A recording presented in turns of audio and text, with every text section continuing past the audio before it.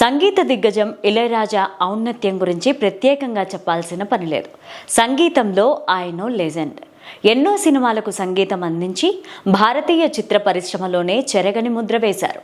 ఆయనకంటూ కోట్లాది మంది అభిమానులు ఉన్నారు, ఫాలోవర్స్ ఉన్నారు. ఇళయరాజా ట్యూన్ అంటే ఆ సినిమాకే వన్నె తెస్తుంది. పాటతోనే ఎన్నో హిట్లు అందించిన గొప్ప సంగీత దర్శకుడు.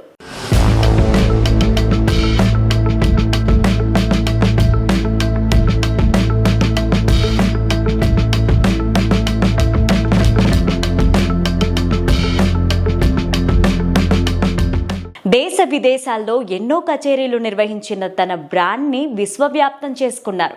తాజాగా ఇళయరాజా తనకు సంగీతం ఎలా అబ్బింది అన్న విషయాన్ని రివీల్ చేశారు.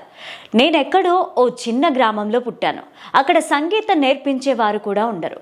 చిన్నప్పుడు మా అన్న పాటలు పాడేవారు. ఆ పాటలు వింటూ నేను ఏదో ఒకటి వాయించేవాడిని. అలాంటి చోటు నుంచి ఈ స్థాయికి వచ్చాను అని చెప్పారు.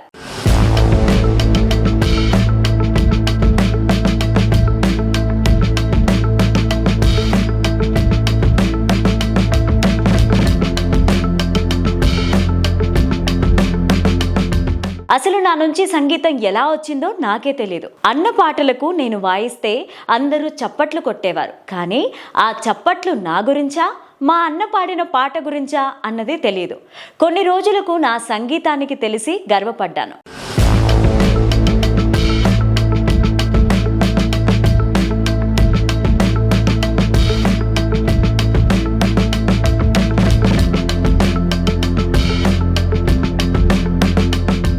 అప్పటి నుంచే సంగీతం కంపోజ్ చేయడం ప్రారంభించాను.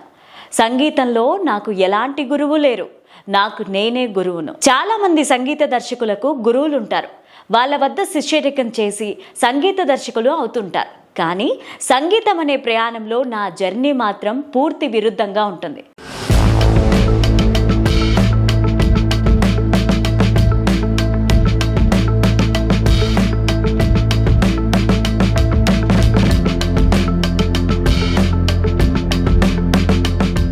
ఒక మనిషి మెదడు అన్నది 1,00,000 ఏఐలతో సమానం. ఏఐని కనిపెట్టింది మనిషి, మనిషిని ఏఐ కనిపెట్టలేదు. మానవ మెదడుకు సృష్టి అనేదే లేదు. కాబట్టి ఏఐతో భయం అవసరం లేదు అని అన్నారు లెజెండ్ ఇళయరాజా.